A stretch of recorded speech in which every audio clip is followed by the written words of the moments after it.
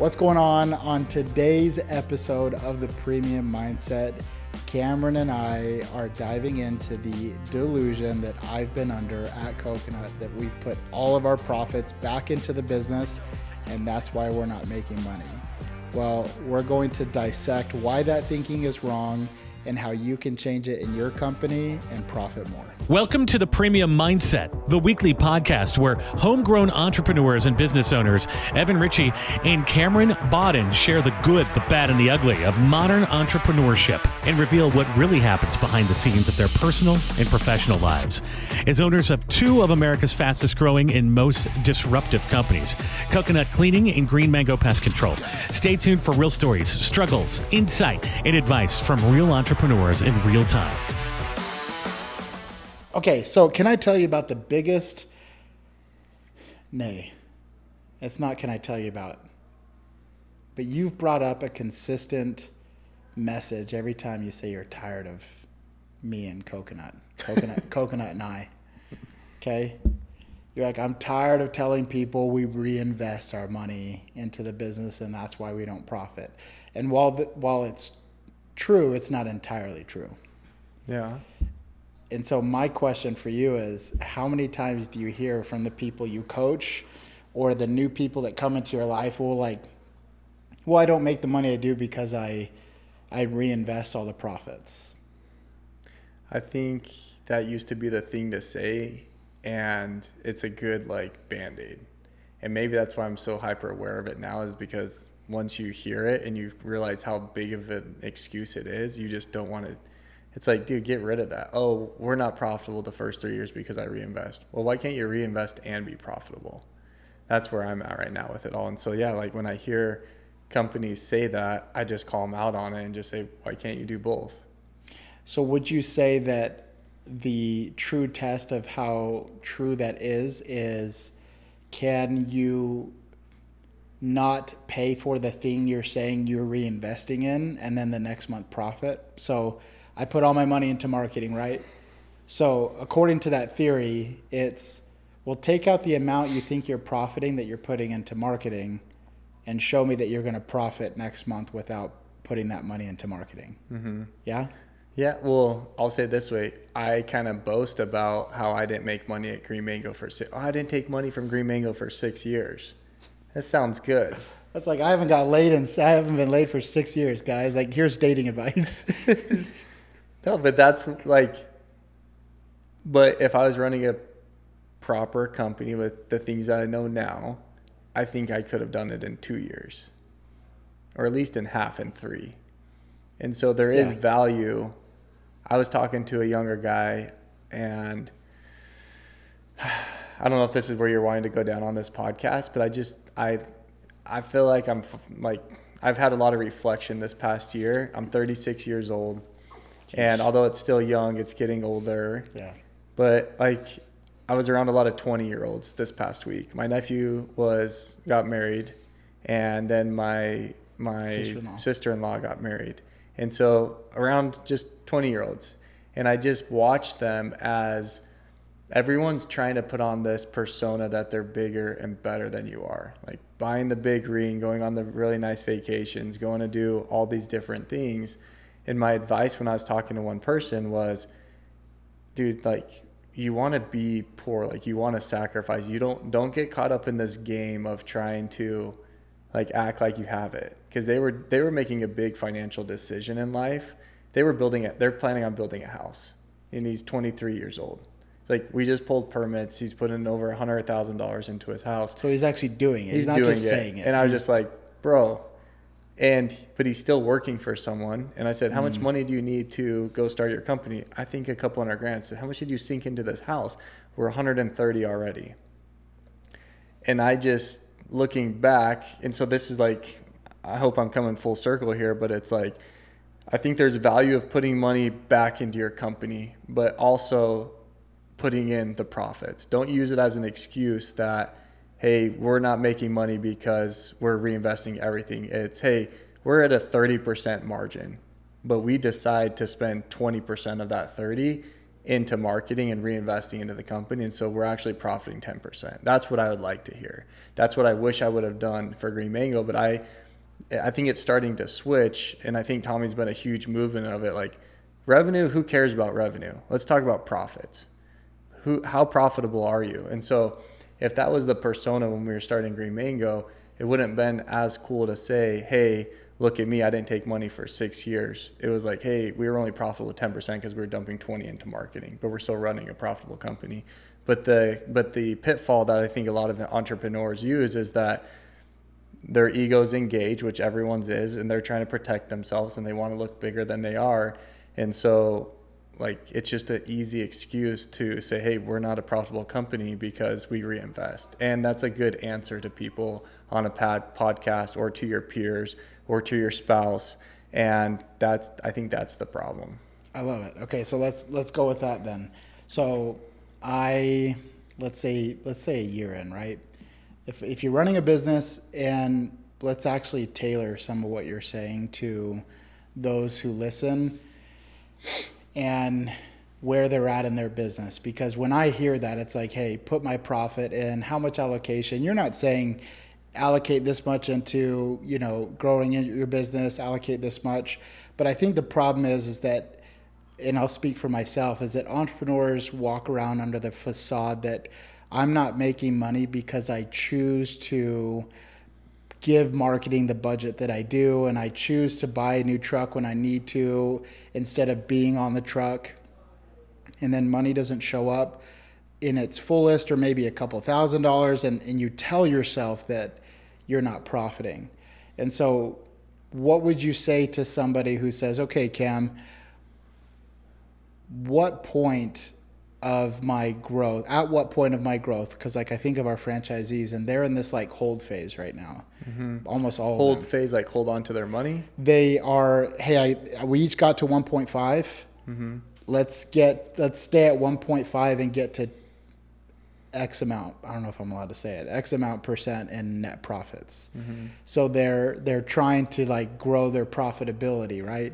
So does this happen all at once, month over month, or is there a phase where you would recommend to an entrepreneur, hey, if you do see $10,000 left over from the previous month, put that into your marketing, and then if you see that return, keep doing that? Or is it like allocate every month, month over month, or save profits for 6 months and then make a big purchase? Like what's your advice there? Because I think a lot of people, even if they got profits, they don't know what to do with them.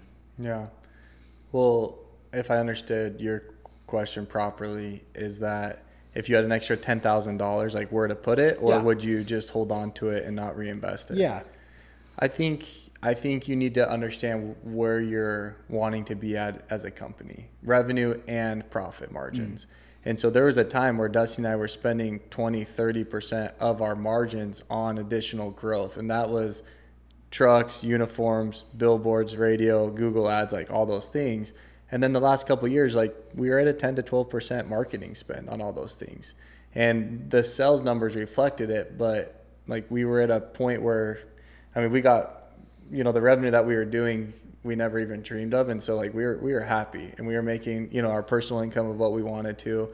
And so I think you just need to decide how much are you wanting to go? But as entrepreneurs, I think as we're talking here and dissecting it, like we look for answers.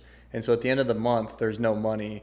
The quick answer that we get is, oh, we've reinvested into marketing or into growth. I'm good. Ego feels good. Put away like I'm not a loser. And I think that's the problem, where entrepreneurs need to be honest with themselves.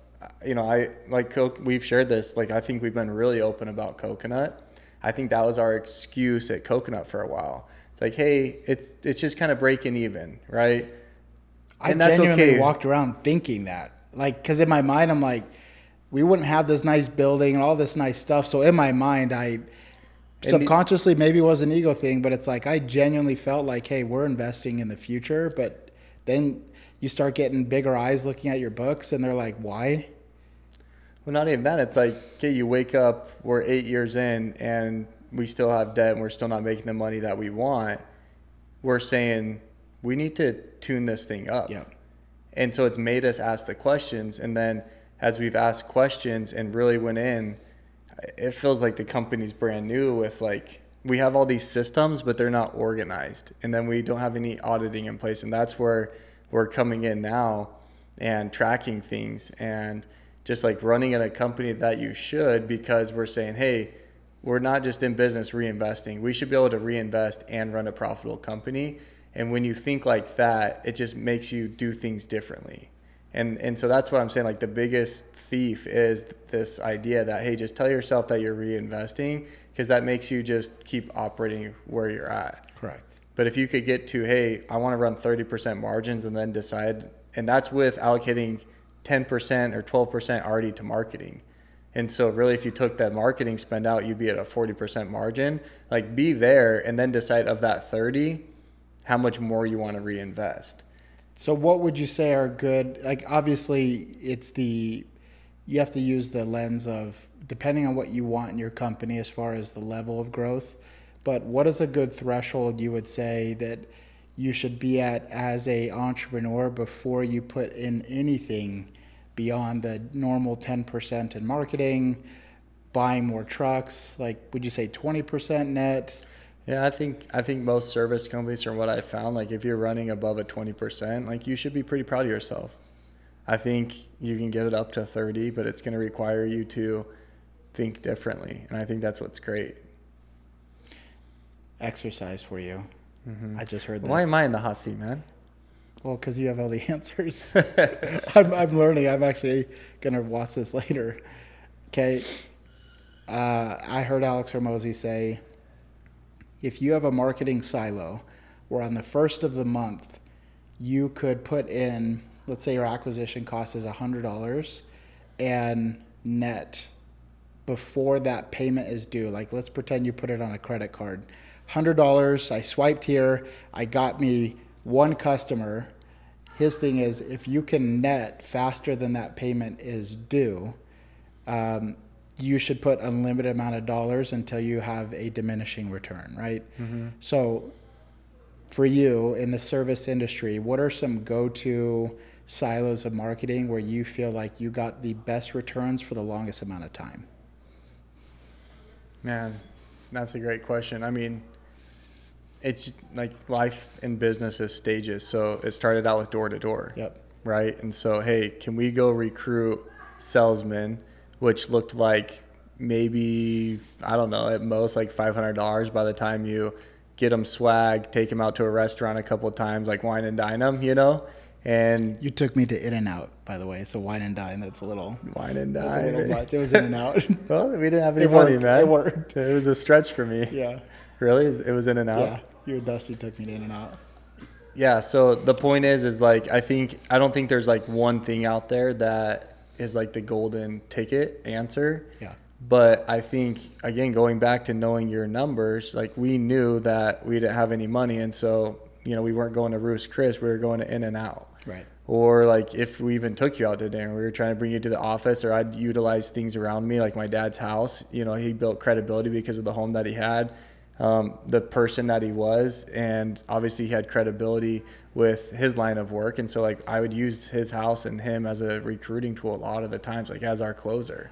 Had access to the helicopter at the time. I didn't own a portion of it. My dad did, but it was like, hey dad, like, can we use the helicopter to go recruit guys? And that was, you know, gas in the helicopter was $100 to $150. And so the point is like, we were buying reps for, call it $500, and hopefully they'd go bring us $100,000 in or more in revenue.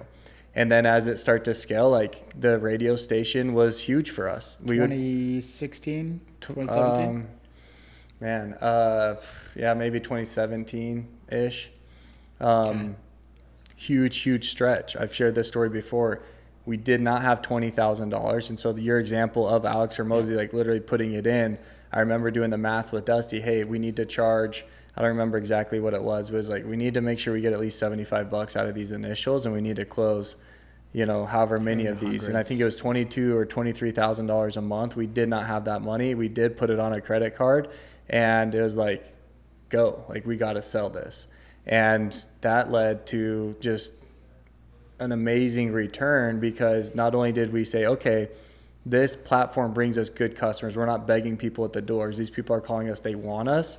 And so if we do a great job and then provide an easy way for a referral, like now we're almost converting 2 to 1. Yep. And so everyone, like including ourselves and other businesses, have tried to do the radio again, but it flops for a number of reasons. But like we did it so well to where like not only did we pay for the acquisition costs up front, but we almost created 2 customers for 1 because our referral programs were so great. Which is wild, because I was talking to Henry at Dapper Detail or Dapper Pros, and when I look at your story, especially with the radio, and I was telling Henry, I look at the ability for us to profit off of an individual marketing silo in a very linear fashion, right? So I would say what's funny is that the radio didn't work out for Coconut because it wasn't the same. Which station did we use? We did 104 whatever. We can't do 104.7. We did because it was only a jingle. They didn't talk about us. That's so funny. Right? So like it didn't work out for us because they'd say, "Oh, use, Schmirorez," and then they'd say, "Right after this break, we're going to talk about more how great Zero Res is," and then it would play our little jingle, and then they would be talking about another company. So it didn't work for us. But I was telling Henry, I said, "Look, man, you bring up a good point, door knocking, right? The quickest call to action that any entrepreneur can do is go knock on a door and be the marketing and advertisement and the salesperson right there on the spot. Pay yourself nothing for it, collect all the revenue. That's the greatest marketing silo you could have. The second you start getting reps in there saying, I want 110% of contract value, that's where you start running into a higher acquisition cost problem, right? But if we're talking about going on and on and on about our time pretending, or at least my time pretending like I was putting everything back into the company, the immediate area I went to start looking at profits was the individual silos of acquisition and how fast we profit off of an individual customer. Mm-hmm. And so to the listeners, what I'd say is I found out that when we put $50 into Google Ads with our promotion, our copy, and our call to action, we were on average seeing that customer within 2 weeks, and we were netting probably the highest margins of any other silo. And so I'm talking with our CFO right now. I just said, hey, like, what if we took away certain marketing silos to start increasing the amount of profit we're getting off of this one silo, and then once we get diminishing returns, we'll go back to those other marketing silos, right? And so I know that when we talk about profits and not hiding under the umbrella of putting everything back in, I think having Cameron look into Coconut more deeply, but also having, other people of, very high net worth and reputation in these industries look into our business, it's very clear that having a company that is consistent, whether it's 5% growth month over month or negative 1% decline month over month, it's better to be consistent in whatever it is that you're doing and tweak your system off of that versus having these high moments of like, I want to go make a lot of money. I have a window cleaning business, so I'm also going to go do Christmas lights and make a bunch of money. Is that you have to start creating a company that is consistent in profiting month over month. And it is going to come down to your attention to the individual silos of marketing where you put money in and you get money back. And then you start asking yourself, if I put $100 in to this marketing silo, which is like Meta ads, and I get one customer, our acquisition cost on Meta is $100, right? I'm just using it for easy numbers.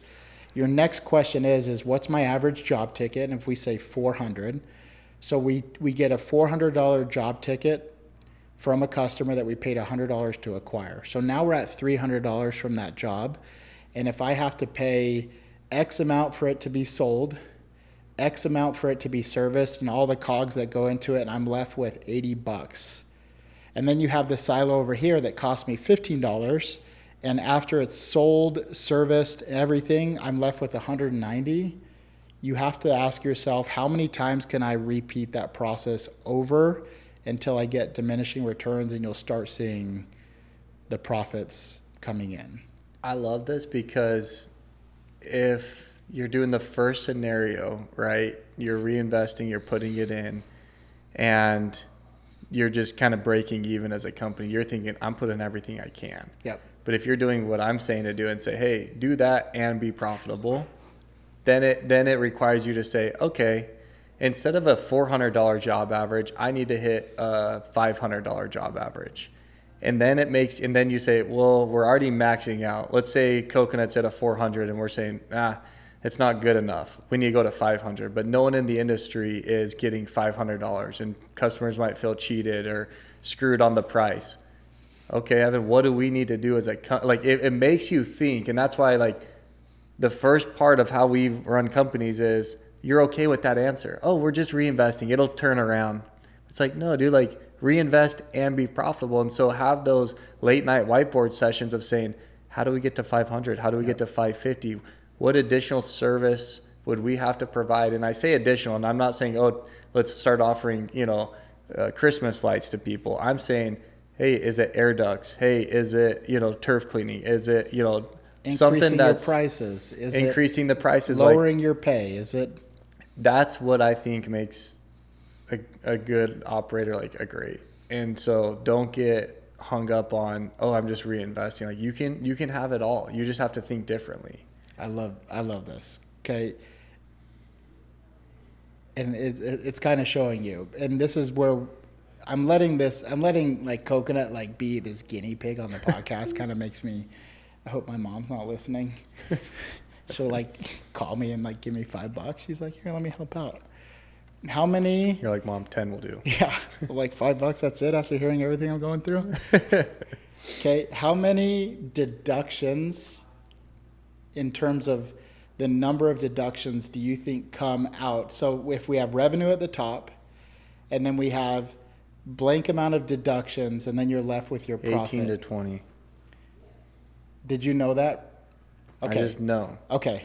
What is it? So it's 18. That's annoying that you knew it. But I always said CAC. So acquisition cost on the first time you service a customer, your acquisition cost is going to come out. You're going to pay someone to sell that thing. You're going to pay someone to service. And then the COGS, which is I've always summed it up to be gas, insurance. The product, insurance, right? Let me just really quick share some of the things, and then maybe we could put this up. So if you take and you're looking at the profit of your company and wondering why you're not profiting, or if you're telling yourself you're putting all your profits in, I thought there was maybe 4 things that come out between revenue and profit. There are 18 on this, and here's a few.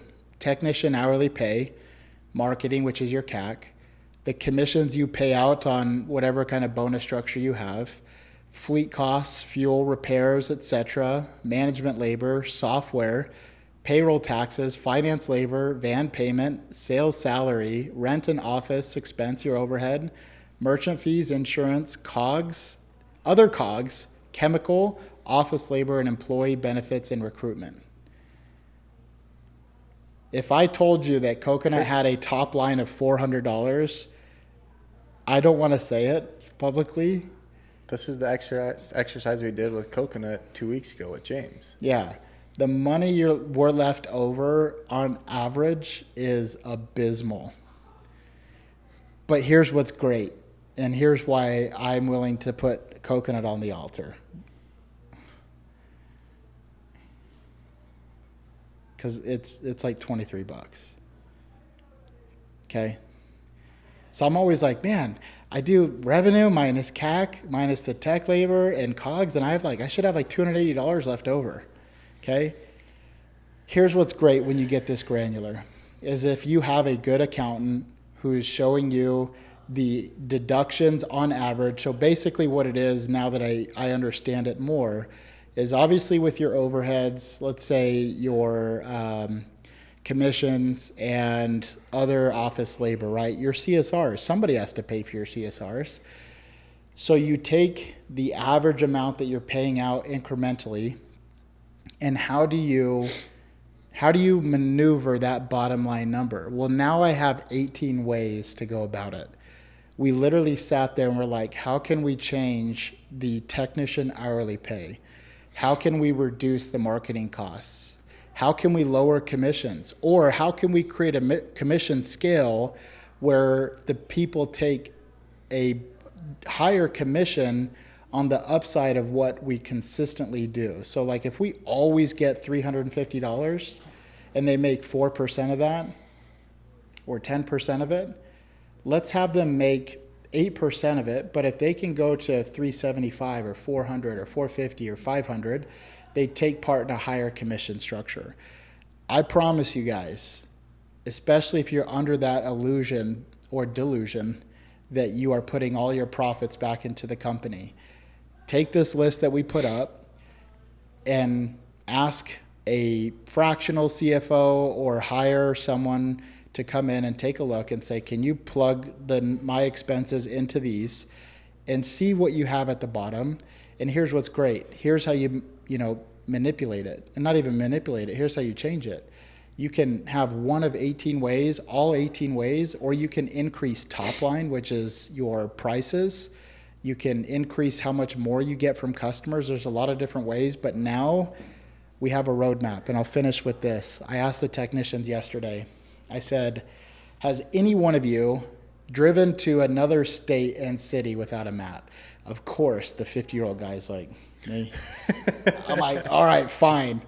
I said, even when you got to the city, let's say you're going to an address you've never been to, you then have to pull out a map, right? He was being stubborn. He's like, no, I just drive around until I find it. I'm like, okay. Get out. I said, here's the point. If you had a map, would you get there faster? He's like, of course. Okay? So if you are not profiting, or even if you are and you want to profit more and you want to start getting better and more fine-tuned, have a roadmap for every little thing that takes away from you not being able to profit.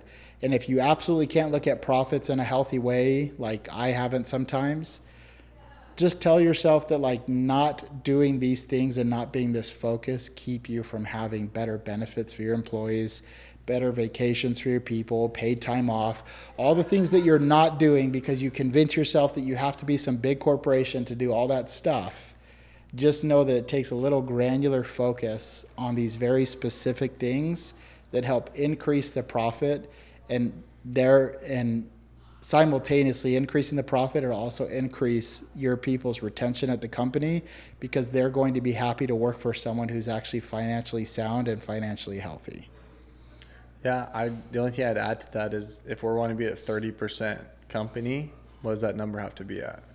Whatever, 120. Yeah. So we're Right. $100 off per job, and so you start to analyze, okay, which of those line items, if CSRs are $50, you're asking yourself, okay, if the average CSR is making $18 an hour, what are they doing spending 2.5 hours per customer to book this? Is this efficient? Right. And that tells you we're heavy on CSRs. Right. We're not running efficiently.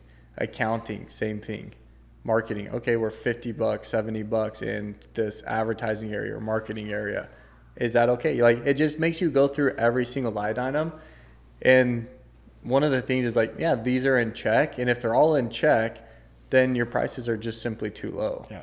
Or you're not upselling. Because what's cool about that is that now that we have everything baked in, any additional dollar, the only thing that gets taken out is the commission, the salesman commission at the top, and if there's incentive pay for techs as well. But like, it's very easy to scale at that point. That's why I talk about like different valleys and lows. You know, $0 to $5 million at Green Mango, like great. 5 to 10, like profits started to get slim again. And I even saw that above $20 to $23 million in revenue at Green Mango. It's like, dude, we're getting sucked again. And that's because we're like, you go in these valleys of having to overstaff. And then as you start to scale and you keep that same staff, then, you know, your returns get a little bit higher. What are you smiling about, man? It's that at our worst point, it says on there that we are profiting $1.30 per job. Mm-hmm. And if we would have increased any one of those areas, let's say like van payments, and got one more van, we would have been in the red on the month. Mm-hmm. like one more van payment where you're like, surely I could pay $1,100 for this van, this truck, whatever. Right. It would immediately, if all production stayed the same, put us in the hole and we would be in the red.